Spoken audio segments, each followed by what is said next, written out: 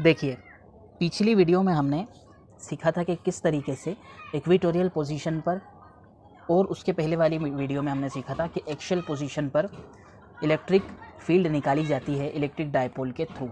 Okay, वो दोनों results आपको याद रहना चाहिए और मैं यहाँ पर एक बार लिख भी देता हूँ।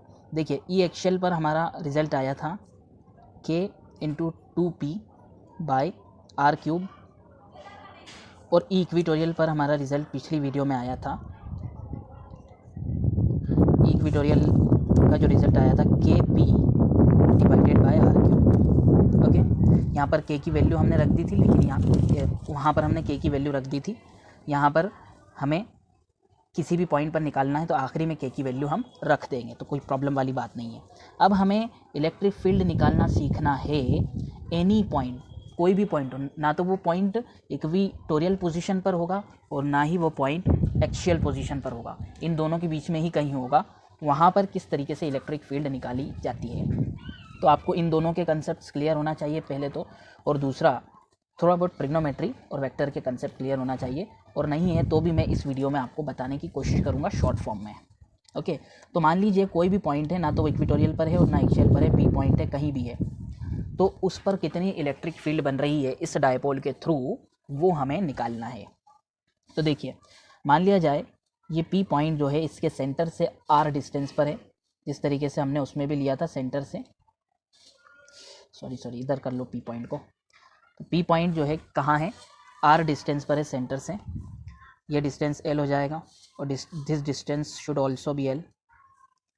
ओके, और ये जो है एंगल थीटा है। अब मुझे आप एक बात बताइए, इस डायपोल का डायपोल मोमेंट का डायरेक्शन क्या होगा। तो ये जो डायपोल है, डायपोल मोमेंट का डायरेक्शन मैंने बताया था, डायपोल मोमेंट p होता है और इसका डायरेक्शन नेगेटिव से पॉजिटिव होता है। तो हम यहाँ पर एक डायपोल मोमेंट ले रहे हैं जिसका डायरेक्शन नेगेटिव से पॉजिटिव है। क्यों ले रहे हैं डायपोल मोमेंट? क्योंकि हमने डायपोल मोमेंट के फॉर्म में ये दोनों इलेक्ट्रिक फील्ड निकाली है और ये भी निकालेंगे, ये वाली भी हम, तो आसानी हो जाएगी हमारे लिए, इस वजह से हम ले रहे हैं। ओके, तो यहाँ पर P एक डायपोल मोमेंट लिया। अब हमें क्या करना है, इस लाइन के परपेंडिकुलर एक डायपोल मोमेंट निकालना है। इस डायपोल मोमेंट का रिजल्टेंट इस लाइन के परपेंडिकुलर निकालना है, यानी कि ये जो एंगल थीटा है इस एंगल पर निकालना है हमें। ये एंगल थीटा है तो ये कितना होगा, ये होगा 90 degree minus theta. 90 degree minus theta क्यों होगा, ये पूरा 90 डिग्री है ना, तो ये थीटा, तो ये 90 डिग्री माइनस थीटा। ओके, इस डायरेक्शन में एक डायपोल मोमेंट निकालना है हमें, और इसके पैरेलल मतलब इस डायरेक्शन में हमें एक डायपोल मोमेंट निकालना है थीटा एंगल पर। तो ये जो डायपोल मोमेंट है उससे थीटा एंगल पर डायपोल मोमेंट कितना होगा, P cos theta. Okay, this is the concept of vector. इसकी पिछले वाली वीडियो में मैंने बताया था कि ये किसी वेक्टर का जो प्रोजेक्शन है यहाँ पे हमें किसी थीटा एंगल पर निकालना है तो P cos थीटा आता है। ओके, वो देख लेना आप वीडियो अगर नहीं देखी हो तो। और 90 डिग्री माइनस थीटा, ये वाला जो डायरेक्शन है वो 90 डिग्री माइनस थीटा पर है, तो यहाँ पर क्या हो जाएगा इसका प्रोजेक्शन P का, P cos 90 degree minus theta. Okay, तो P cos 90 degree minus theta को क्या लिख सकते हैं, P sin थीटा लिख सकते हैं ना हम। अब ऐसा क्यों किया हमने, ओके, क्वेश्चन उठता है ऐसा क्यों किया। ऐसा इसलिए किया क्योंकि हमें ये पॉइंट एक बार इक्वेटोरियल पोजीशन पर मिल गया और एक बार एक्सियल पोजीशन पर मिल गया। कैसे मिला, देखो, ये जो डायपोल है मोमेंट है, ये डायपोल मोमेंट से ये पॉइंट इक्वेटोरियल पोजीशन पर है। देखो, इक्विलेटरल ट्राइंगल या आइसोसेलेस ट्राइंगल बन रहा है।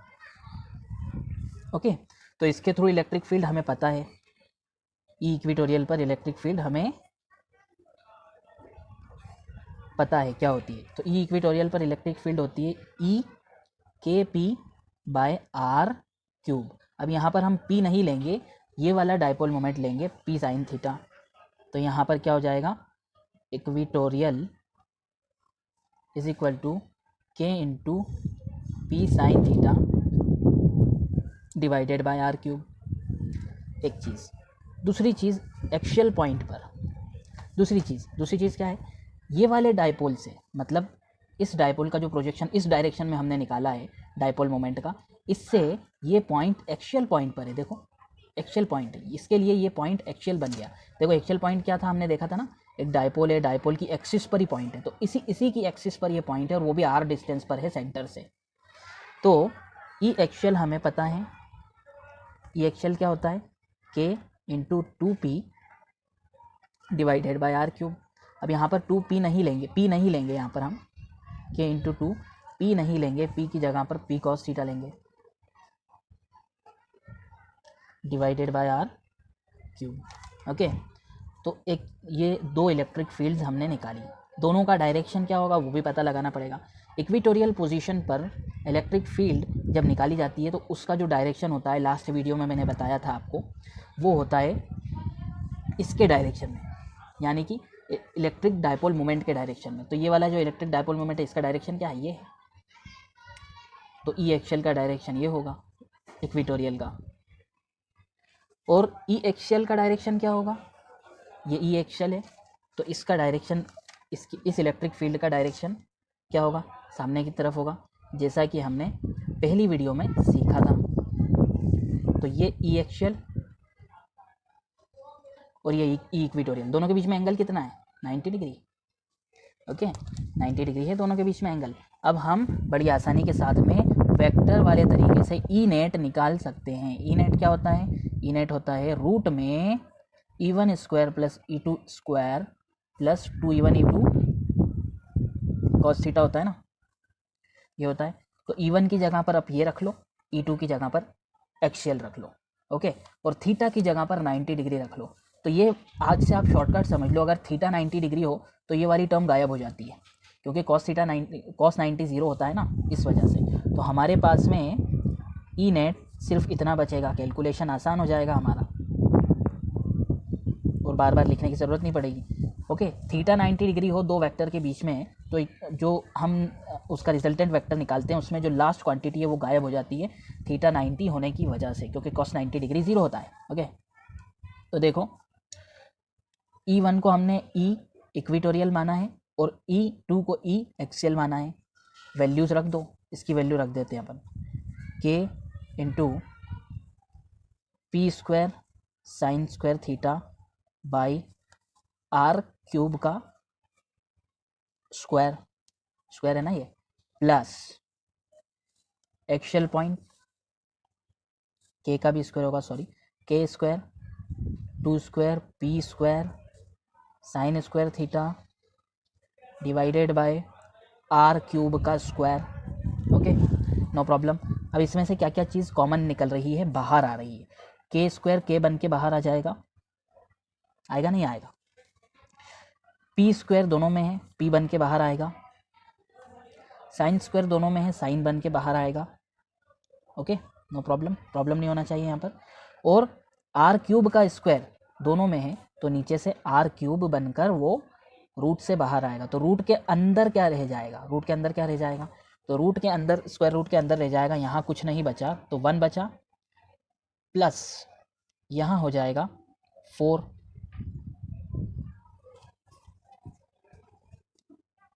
सॉरी यहाँ पर 4, यहाँ पर यहाँ पर साइन थीटा बाहर नहीं आएगा, क्योंकि यहाँ था साइन थीटा, यहाँ तो कॉस थीटा था ना, एक बहुत बड़ी गलती हो गई, सॉरी। ओके, तो यहाँ से ना तो साइन थीटा और ना कॉस थीटा बाहर आएगा, तो रूट में जो बचेगा ना वो क्या बचेगा, इधर बचेगा sign square theta plus 4 cos square theta, ये चीज़ बचने वाली है।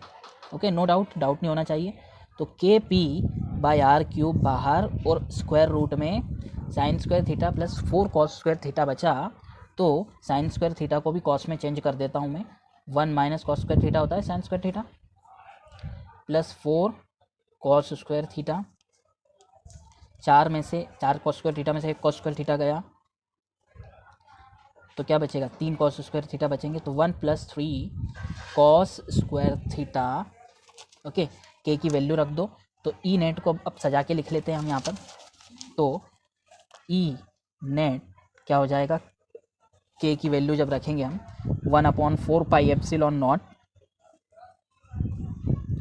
P by R cube square root में 1 प्लस 3 कॉस स्क्वायर थीटा।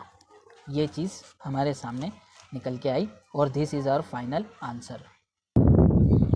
अब देखो, अब जो है अपने को क्या करना है, डायरेक्शन भी पता लगाना है कि एक नेट जो इलेक्ट्रिक फील्ड निकली है उस नेट इलेक्ट्रिक फील्ड का डायरेक्शन क्या है। देखिए ये जो है इलेक्ट्रिक फील्ड और ये वाली, इसके बीच में कहीं ना कहीं नेट इलेक्ट्रिक फील्ड होगी, सेंटर में नहीं होगी। सेंटर में क्यों नहीं होगी? क्योंकि दोनों के दोनों बराबर नहीं है ना, दोनों इक्वल होते तो सेंटर में होती है। तो देखिए इसको मैं यहाँ पर बना देता हूँ। एक इलेक्ट्रिक फील्ड जो है एक्सियल वाली, उसका डायरेक्शन ये निकला, और जो इक्विटोरियल वाली है उसका डायरेक्शन 90 डिग्री पर निकला। दोनों की नेट इलेक्ट्रिक फील्ड का डायरेक्शन क्या होगा अगर अपन दर्शाना चाहें तो एक पैरेललोग्राम कंप्लीट करेंगे तो ये डायरेक्शन होगा इसका, ई नेट का। ओके, अब मान लिया जाए कि ये जो एंगल है वो अल्फ़ा एंगल है एक्सियल से। ओके, एक्सियल मतलब इसको अपन E1 मान लेते हैं और इसको E2। तो मैंने tan अल्फ़ा निकालने का तरीक़ा बताया था। ये चीज़ आ सकती है आपको कहाँ पर, बोर्ड्स में, कि आपको जो है ये एंगल निकालना है E1 और E नेट के बीच में। तो वो क्या बताया था मैंने, E2 sine theta upon E1 plus E2 cos theta. ये वेक्टर वाला अगर वीडियो नहीं देखा तो उसमें देख लीजिए, उसमें आपको सारे कंसेप्ट क्लियर हो जाएं। ऐसे थीटा कितना है, थीटा तो 90 डिग्री है, तो साइन 90 होता है 1, तो E2 divided by E1 plus ये 90 डिग्री है तो 0 हो जाएगा, ये 0। तो E1 प्लस E2, तो tan अल्फ़ा की वैल्यू क्या आएगी, tan अल्फ़ा की वैल्यू आएगी E1 by E2, sorry E2 by E1। E2 क्या है, E2 की वैल्यू क्या है, E2 की जो वैल्यू है वो है E2 की जो वैल्यू है वो कितनी है, E2 की जो वैल्यू है वो रख देते हैं हम, सॉरी E2 किसको माना है हमने, इक्विटोरियल को, है ना। तो इक्विटोरियल की value KP cos theta by R cube, और इसकी जो वैल्यू है K into 2P sine theta, sorry यहाँ पर साइन थीटा है, बार बार साइन थीटा कॉस थीटा में कन्फ्यूज़न हो रहा है, cos theta by R cube. देखिए सब कुछ कैंसिल हो जाएगा, P और ये सब, यहाँ पर 2 कॉस थीटा बचेगा और ऊपर साइन थीटा बचेगा। तो ऊपर बचा साइन थीटा डिवाइडेड बाय नीचे बचा 2 cos theta. Sine by cos होता है, sine theta by cos theta कितना होता है, tan थीटा होता है। ओके, तो tan अल्फ़ा की जो वैल्यू आई है वो कितनी आई है, हाफ tan, क्या आई है, हाफ tan थीटा। तो ये वाला रिजल्ट भी आपको याद रखना है, डायरेक्शन दर्शाने का तरीका ये और एंगल निकालने का तरीका ये। Thanks for watching for this video. अगली वीडियो में मिलते हैं आपसे।